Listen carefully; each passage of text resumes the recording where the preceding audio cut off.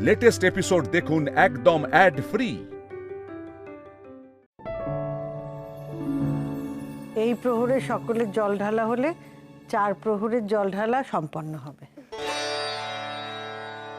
বাবা বলেছেন 4 প্রহরের জল ঢালার আগে মহাপুজো করবেন। এমন মহাসাধক মহাযোগী পুরুষ আমাদের পুজোর পৌরোহিত্য করতে সম্মত হয়েছেন, এ তো আমাদের পরম সৌভাগ্যের কথা। হর হর মহাদেব, বম শঙ্কর, জয় দেবাদিদেব।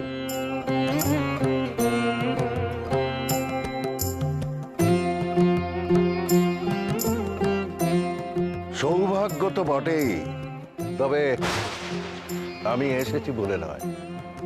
এ বাড়িতে ঘোমটাকারী যেমন আছেন, তেমনি বাবা মহেশ্বরও আসতে চেয়েছেন। আর এই সৌভাগ্য হয়েছে কারণ ঈশ্বরের অংশ এই বাড়িতেই অধিষ্ঠান করেন। হ্যাঁ যোগীবাবু, আপনি ঠিক বলেছেন। আপনার অনুমান অভ্রান্ত। এই সেই মেয়ে শৈল ঐশ্বরের অংশ।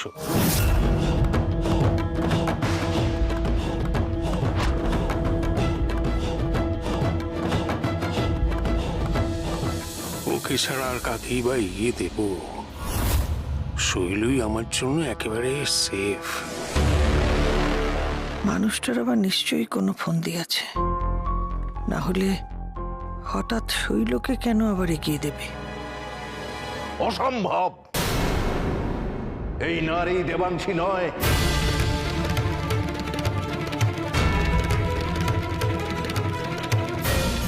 এর মধ্যে দেবতার অংশের কোনো লক্ষণ নেই। এত বড় আস্পর্ধা তোমার! তুমি কিনা এখানে দাঁড়িয়ে বলছো আমি দেবীর অংশ নই? তুমি জানো না আমি কে? আমি শৈল মা। তুমি যে মাই হও, কিন্তু তুমি ঈশ্বরের অংশ নও, এটা আমি হলফ করে বলে দিতে পারি। এরে, ব্যাপারটা তো অন্যদিকে ঘুরে যাচ্ছে। না না না, সামলাতে হবে। এটা আপনি ঠিক বলেছেন। সম্প্রতি শৈলর কিছু পদস্খলন হয়েছে, তার জন্য ওই দেবী ভাবটা একটু কমে গেছে। স্তব্ধ হও! ও দেবী নয়, ওর মধ্যে দেবীত্বের কণা মাত্র নেই।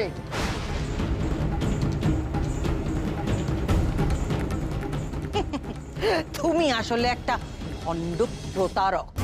কি ভেবেছো তুমি? এসব বলে আমার জায়গা থেকে আমাকে সরিয়ে তুমি বসবে এই জায়গায়? ওসব হবে না। সেই ইচ্ছা আমার বিন্দু মাত্র নেই। আমি সর্বত্যাগী সন্ন্যাসী। মোহ মায়া আমাকে আকর্ষণ করে না। এখনই তাহলে প্রমাণ হয়ে যাক আমার বিচার নির্ভুল না ভুল। কিন্তু কি করে প্রমাণ হবে? ঈশ্বরের অংশ যে হবে, এই জলে তার প্রতিবিম্ব পড়বে। দেখি কেমন প্রতিবিম্ব পড়ে তোমার।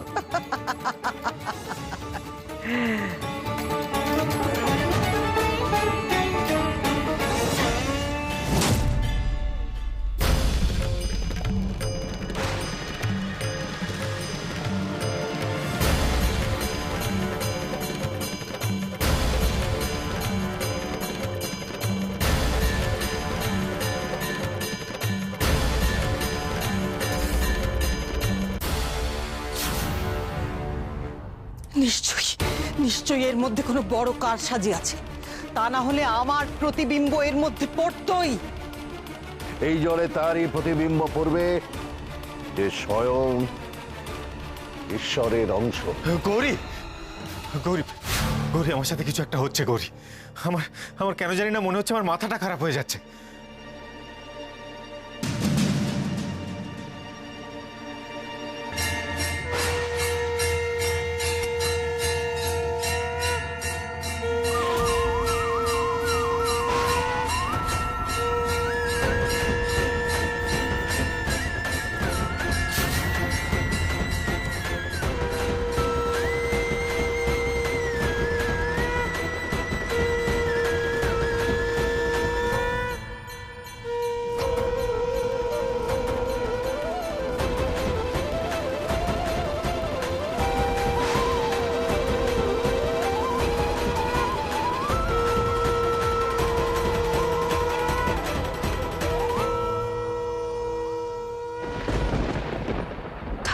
ডাক্তারবাবু ঈশ্বরের অংশ।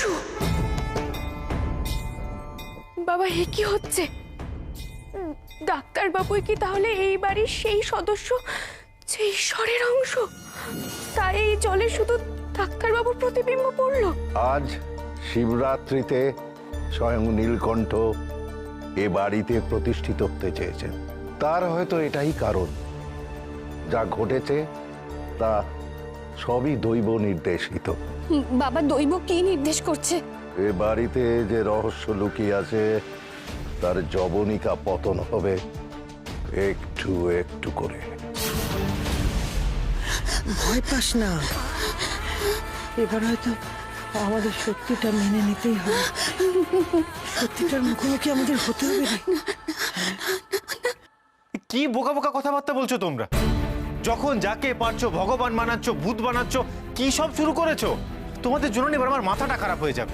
শান্ত হও তুমি ডাক্তারবাবু। যোগী বাবা গণনা করে যা পাচ্ছেন সেটাই বলছেন, তুমি না মানলে না মানবে। ক্ষমা করবেন যোগীরাজ, আমার মনে কিন্তু একটু দ্বিধা জন্মাচ্ছে। আমার নাতির ভগবানে একদম বিশ্বাস নেই, তাকেই কিনা আপনি বলছেন ঈশ্বরের অংশ।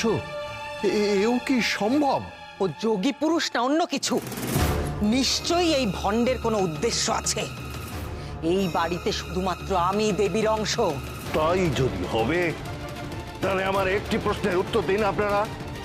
এই বাড়িতে দেবীর অংশের আসার কথা না ঈশ্বরের অংশের? ঈশ্বরের অংশ। ঈশ্বর যেমন মা কালী, তেমন ঈশ্বর বাবা ভোলানাথ। আমার কথা শোনো তোমরা। এই লোকটা ইচ্ছে করে ঈশানকে ঈশ্বরের অংশ বলে প্রমাণ করতে চাইছে। এই লোকটা ভেলকিবাজি জানে, সবাইকে ওর কথায় ভোলাতে চাইছে। এসব চালাকি করার প্রয়োজন তোমার পরে, আমার পরে না। তোমার কোনো ক্ষমতা নেই। চুপ করে থাকলে সত্যিটা বেরিয়ে আসবে। আর ঈশান ঈশ্বরের অংশ এই কথাটা জানাজানি হলে আমার বিপদ বাড়বে। কিন্তু ছোটদাদু যে এতদিন বলেছেন যে তিনি স্বপ্নাদেশ পেয়েছেন শৈলমাই দেবীর অংশ। হ্যাঁ, ও যখন ছোট তখন থেকেই ওকে দেবী হিসেবে এ বাড়িতে রাখা হতো। ভাই, কেন চুপ করে আছিস? তুই বল না। আমি সামান্য মানুষ, মা আমাকে যে স্বপ্ন দিয়েছেন আমি শুধু সেইটুকুই বলেছি। আমি কোনো মিথ্যে কথা বলিনি। মাকে মিথ্যেবাদী প্রমাণ করার চেষ্টা করছিস? সাবধান হও, না হলে মুখ দিয়ে রক্ত উঠে পড়বে। তোরা সব অজ্ঞ, কিছুই জানিস না। তাই তোরা চোখের সামনে আসলকে ছেড়ে দিয়ে নকলকে নিয়ে মাতামাতি করছিস। তোদের যদি দেখার মতো চোখ থাকতো তাহলে দেখতে পেতি স্বরূপ। গলায় নীল দাগ,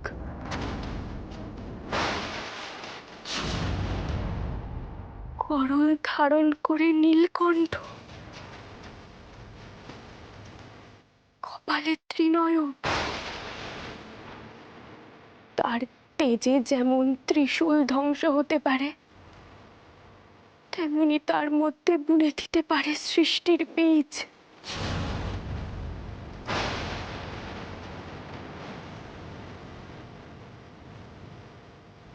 আজ হর পার্বতীর মিলন তিথি। এ দৃশ্য যারা দেখেছে তাদের জীবন ধন্য হয়ে গেছে। জয় মা, জয় দেবাদিদেব মহাদেব।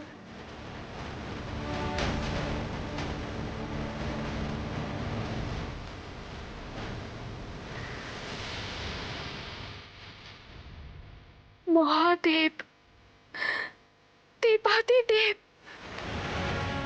নীলকণ্ঠ। গৌরী, গৌরী, এই সমস্ত ভুলভাল কথা একদম বিশ্বাস করবে না। মাথায় যা যা উদ্ভট চিন্তা ভাবনা আসছে সব বার করে দাও। আর গৌরী, প্লিজ চলো এখান থেকে, আমার তোমার সাথে কথা আছে। এসো। আমি এতদিন বুঝতে পারিনি তুমি সে। আমি এত অন্ধ ছিলাম যে তোমাকে চিনতে পারলাম না। আমি গৌরী, তুমিও এই বাড়ির মানুষগুলোর মতন এই সমস্ত বুজরুকিতে বিশ্বাস করছো? এই বাড়িতে আমার আর থাকা সম্ভব না। এই বাড়িতে থাকলে আমার সব যাবে, আমার আত্মবিশ্বাস, আমার বিজ্ঞান সাধনা, আমার পেশা সব নষ্ট হয়ে যাবে গৌরী। আমার না এসব দেখে দম বন্ধ হয়ে আসছে। এখান থেকে মুক্তি পেলে তবে আমি বাঁচবো। আমার ছেলেটা চলে যাবে, ওকে ওকে আটকাও তুমি। এই কে কোথায় আছো? এদিকে এসো সবাই। এই ভণ্ডকে এক্ষুনি এখান থেকে বার করে দাও, যাও।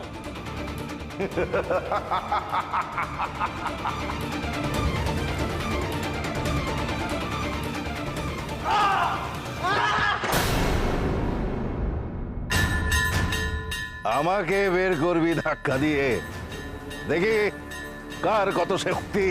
আমি দেখাচ্ছি মজা।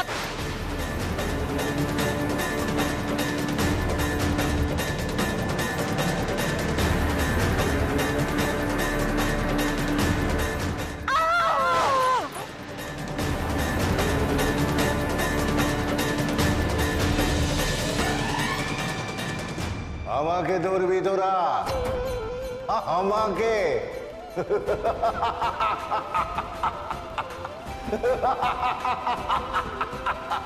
হে মহাদেব, সত্যি সত্যি এবার সত্যিটা সবার সামনে আসার সময় হয়েছে।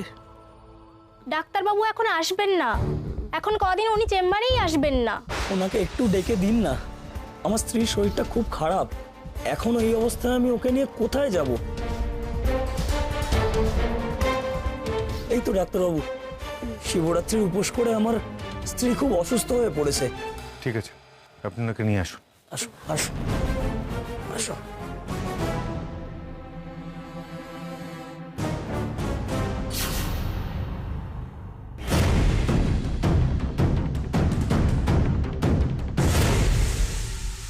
না না, এত দুর্বল হলে কিছুতেই চলবে না।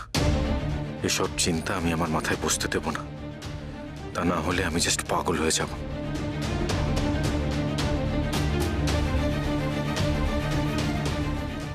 দেখি,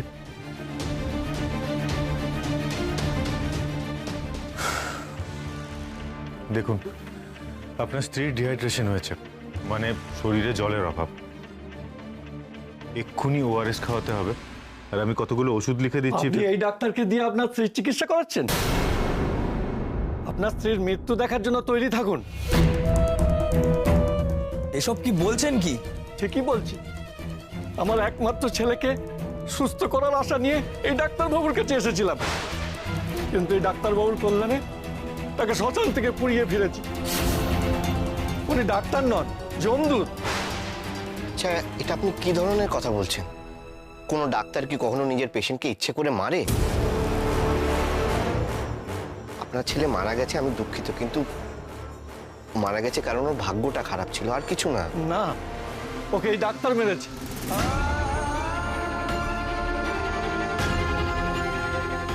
না, কখনো না। সর্বনাশ হবে আপনার, সর্বনাশ হবে।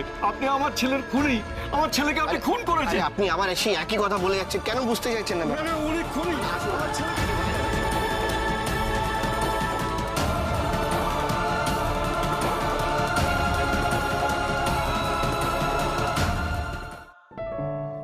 ছোট ঠাম্মি, গৌরী, হায় হায় হায় হায় মা,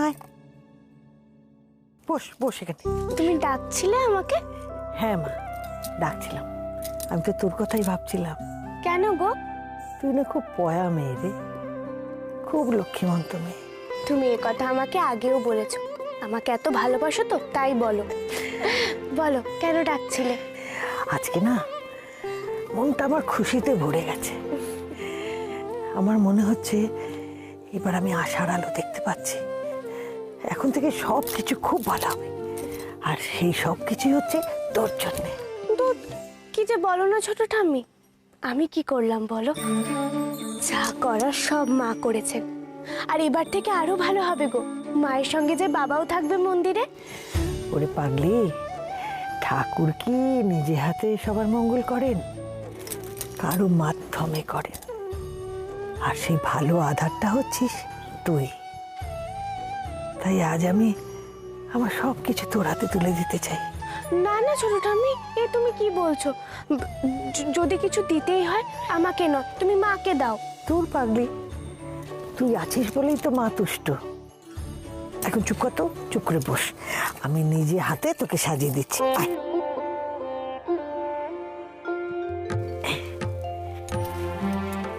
এই নে।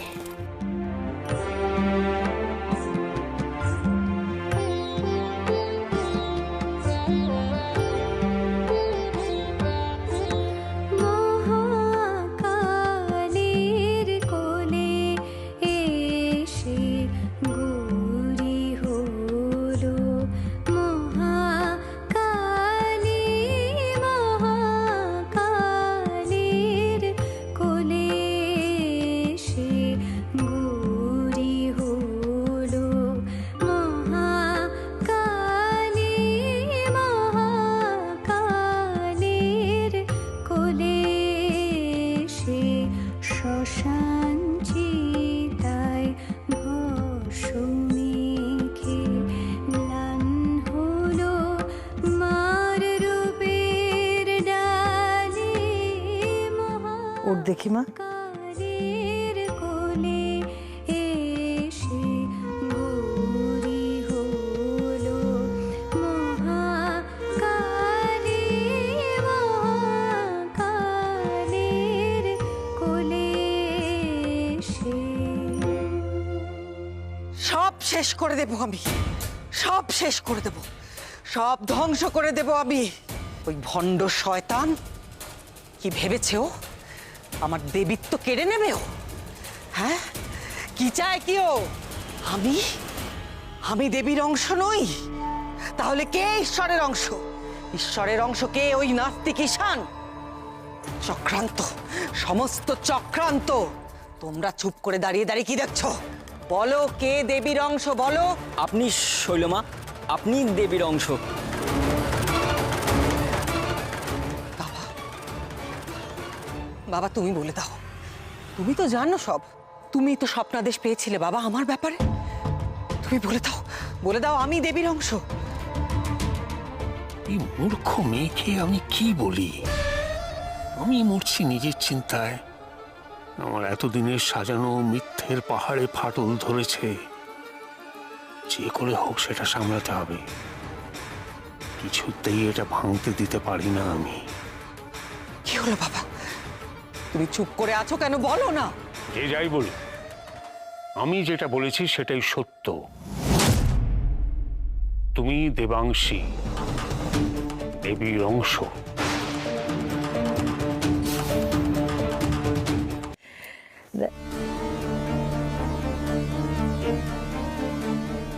কি রে, মুখটা অমন করে রয়েছিস কেন? কি ভাবছিস? জানো তো ছোট ঠাম্মি, আজ যেটা হলো না, তারপর সবকিছু কেমন গুলিয়ে যাচ্ছে গো। ওই যোগী বাবা বললেন ডাক্তারবাবু ঈশ্বরের অংশ। ওনার অনুমান কি ভুল হতে পারে? পারে না। তাই যদি হয় ছোট ঠাম্মি, তাহলে আমার মতোই সাধারণ মেয়ের পক্ষে ডাক্তারবাবুকে সামলানো সম্ভব? শোন, তোর জন্মাবার পরই না ঈশ্বর ঠিক করে দিয়েছে শানের সঙ্গে তোর বিয়ে হবে। তাই তোদের বিয়েটা না ঈশ্বরের ইচ্ছেতেই হয়েছে। একটা কথা মনে রাখবি, স্বামী স্ত্রীর সম্পর্ক হচ্ছে জন্ম জন্মান্তরের সম্পর্ক। এই নিয়ে তুই ভাবিস না, দেখবি তোদের মধ্যে কোনো সমস্যা হবে না। তাই যেন হয় ছোট ঠাম্মি। জানো তো, আরেকটা ব্যাপারও আমি মেলাতে পারছি না। যে মানুষটা ঈশ্বরে বিশ্বাস করে না, সেই কিনা ঈশ্বরের অংশ। এটা কখনো হতে পারে? ঈশ্বরের লীলা বোঝা না আমাদের কর্ম নয়। এইসব নিয়ে তুই মাথা ঘামাস না। এখন দেখ তো তোকে কত সুন্দর দেখাচ্ছে। হ্যাঁ, তখন শান রেগে চলে গেল ঠিকই, কিন্তু তোকে এই রূপে দেখলে না ও রাগ জল হয়ে যাবে। শোন, শানকে যদি কেউ সামলাতে পারে সেটা হচ্ছিস তুই। তুই পারবি শানকে সামলে রাখতে।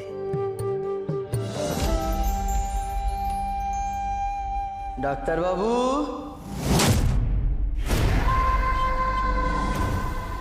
তুমি? হ্যাঁ আমি। চিনতে পারছেন আমাকে? আপনি আমায় খুন করেছেন ডাক্তারবাবু। না না, আমি খুন করিনি। ওটা ওটা জাস্ট একটা অ্যাক্সিডেন্ট ছিল। আমার আমার শরীর খারাপ হয়েছিল। আমি আপনাকে ছাড়বো না ডাক্তারবাবু। বারবার এসে আপনাকে মনে করিয়ে দেব আপনি খুনি, আপনি খুনি। না! কি হলো? ডাক্তারবাবু চিৎকার না? ও ছোট ঠাম্মি, আমি দেখে আসছি, দাঁড়াও।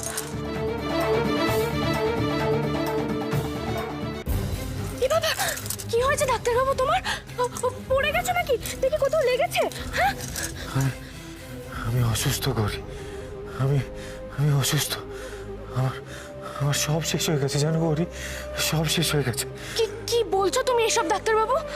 এটা ডাক্তার হিসেবে আমি ফেলিওর করি, আর মানুষ হিসেবেও। আমি কি করবো এবার বলো তো, কি করবো? এইসব তুমি কেন বলছো ডাক্তারবাবু? কি হয়েছে তোমার? আমি পাগল হয়ে যাচ্ছি গৌরী, আমি পাগল হয়ে যাচ্ছি। বড্ড উন্মাদ, বড্ড উন্মাদ। ডাক্তারবাবু, ওঠো তুমি, ওঠো তো দেখি, ওঠো, এসো এসো এসো, বসো বসো। গৌরী, গৌরী, আমি ঠিক আছি তো? আমার আমার কেন মনে হচ্ছে আমি পাগল হয়ে যাচ্ছি? তুমি একদম ঠিক আছো, একদম সুস্থ আছো। কেন এসব চিন্তা করছো? আমরা তো সবাই তোমার পাশে আছি। কেন করছো এরকম ডাক্তারবাবু?